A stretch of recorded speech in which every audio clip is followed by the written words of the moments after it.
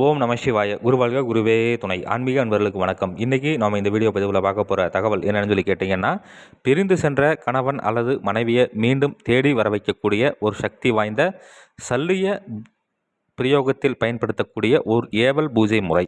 இது எப்படி செய்கிறது, இது என்ன மாதிரியான விஷயத்துக்குலாம் நீங்கள் எப்படிலாம் பிரயோகப்படுத்தலாம் அப்படிங்கிறத பற்றி தான் முழு விளக்கத்தோடு நான் இந்த வீடியோ பதிவில் சொல்ல போகிறேன். நீங்கள் இந்த வீடியோ பார்க்குறதுக்கு முன்னாடி நம்மளோட யூடியூப் சேனல் ஸ்ரீ வேத சிவசக்தி சாயி யூடியூப் சேனலை சப்ஸ்கிரைப் பண்ணாதவங்க பண்ணிக்கோங்க.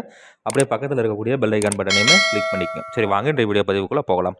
அதாவது இந்த பூஜை வந்து என்ன மாதிரியான விஷயத்துக்கெல்லாம் பிரயோகப்படுத்தலாம்னு சொல்லி கேட்டிங்கன்னா, இப்போ கணவன் மனைவியிடையே கருத்து வேறுபாடல் காரணமாக பிரிஞ்சு போயிட்டாங்க, இல்லை வேறு யாராவது சொல்லி கொடுத்து பிரித்து வச்சுட்டாங்க, இல்லை வேறு ஏதாவது வந்துட்டு இந்த மாதிரி மாந்திரிக வேலைகள் செய்து பிரிச்சுட்டாங்க, இல்லை வேறு ஏதாவது விஷயத்தில் மாட்டிகிட்டு இருக்காங்க, இப்படிங்கிற மாதிரியான விஷயத்துக்கெல்லாம் இந்த பிரயோகத்தை பயன்படுத்தினீங்க அப்படிங்கிற பட்சத்தில் நல்ல ஒரு அற்புதமான பலன்கிறது கை மேலே கிடைக்கும்னு சொல்லி சித்திரங்களில் குறிப்பிடப்பட்டிருக்கு. இதை வந்து என்னன்னு சொல்லி கேட்டிங்கன்னா, சல்லிய பிரயோக முறை, அதாவது ஒட்டியம் தொட்டியம் சல்லியம் இப்படி நம்ம சொல்லிகிட்டே போகலாம். சரிங்களா? அப்படியான ஒரு பிரயோகங்களில் இது வந்து சல்லிய பிரயோகம். சரிங்களா? சல்லிய முறைகளில் செய்யக்கூடிய ஒரு பிரயோக பூஜை முறை. சரி, இது எப்படி பண்ணணும்னு பார்த்தோம்னாக்கா, இது செய்யறதுக்கு ஏற நாள் எப்போ அப்படின்னு சொல்லி கேட்டிங்கன்னா, கிரகண நேரத்தில் பண்ணலாம். அப்படி இல்லைங்கனாக்கா நீங்கள் அமாவாசை முடிந்து முதல்ல வரக்கூடிய 3ஆம் பிறை நாள் அன்றைக்கி நீங்கள் தாராளமாக செய்யலாம். இப்போ அந்த அன்றைக்கி என்ன பண்ணணும் அப்படின்னு சொல்லி கேட்டிங்கன்னா, இந்த பூஜை முழுக்க முழுக்க சூரியன் அஸ்தமனம் ஆனதுக்கப்புறம் தான் பண்ணணும்னு சொல்லி சித்திரத்தில் குறிப்பிடப்பட்டிருக்கு.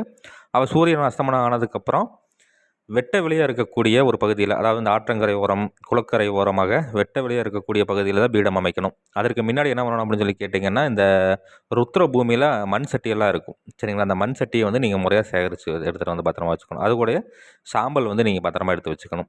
அதெல்லாம் எடுத்துகிட்டு வந்து வச்சுக்கிட்டு, இந்த மாதிரி அந்த வெட்ட வெளியாக இருக்கக்கூடிய ஒரு இடத்த வந்து நீங்கள் முறையாக தேர்வு பண்ணி அந்த இடத்த நல்லா சுத்தம் பண்ணி விட்டு, அந்த இடத்துல வாசனை திரவியங்கள் மஞ்சள் நீர் எல்லாம் பூரா நல்லா தெளித்து விட்டு, அந்த இடத்துல வந்து நான் இந்த வீடியோவில் சக்தி வாய்ந்த எந்திரம் ஒன்று கொடுத்துருக்கிறேன். இந்த எந்திரத்தை நீங்கள் முறையாக வரைஞ்சிட்டு அந்த எந்திரத்துக்கு மேலே வந்து தலவாழை இலை விரித்து, அதற்கு மேலே இந்த ஆணைக்கண் பட்ட சட்டியை வச்சுட்டு அதற்குள்ளே வந்து சாம்பல் கொட்டி விட்டு எட்டி குச்சி ஒன்று, சரிங்களா? அந்த எட்டி குச்சியை வந்து நேராக நிற்கிற மாதிரி, அதாவது இந்த வானத்தை பார்த்து நிற்கிற மாதிரி நேராக நிற்கிற மாதிரி நிற்க வச்சிடும். நிற்க வச்சு அதுக்கு மேலே வந்து ஒரு காட்டன் துணி சுற்றி அதில் வந்து என்னன்னு சொல்லி கேட்டிங்கன்னா, நல்லா இந்த நெய் இருக்கு இல்லைங்களா, நெய்யில் வந்து நல்லா ஊற வச்சுருக்கணும். அதையே ஊற வச்சு நல்லா அந்த காட்டன் துணியை வந்து அதில் சுற்றி விட்டுறணும்.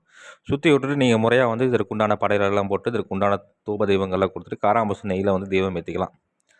அந்த மாதிரி தூப தெய்வங்கள்லாம் கொடுத்துட்டு அந்த எட்டி குச்சிக்கு மேலே வந்து என்ன பண்ணணும்னு சொல்லி கேட்டிங்கன்னா, அந்த வெள்ளை நிற காட்டன் துணி சுற்றி இருக்கீங்களா, அதில் வந்து நெருப்பு எரிய விட்டு முறையாக அதற்குண்டான சக்தி வாய்ந்த மந்திரம் நான் இந்த வீடியோவில் கொடுத்துருக்குறேன். இந்த மந்திரத்தை வந்து உச்சாரணம் கொடுக்கணும்.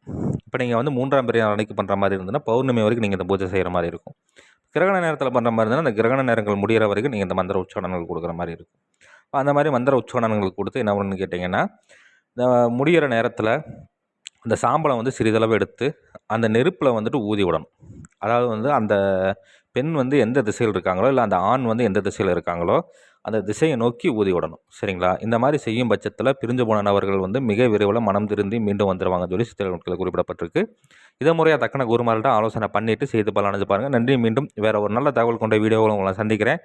அதுக்கு முன்னாடி நம்மளோட யூடியூப் சேனல் ஸ்ரீ வேத சிவசக்தி சாயி யூடியூப் சேனலை சப்ஸ்கிரைப் பண்ணாதவங்க பண்ணிக்கோங்க. அப்படியே பக்கத்தில் இருக்கக்கூடிய பெல் ஐக்கான் பட்டனையுமே கிளிக் பண்ணிக்கோங்க. சரி, நன்றி, வணக்கம், வாழ்க வளமுடன். ஓம் நம சிவாய. குருவாழ்க குருவே துணை.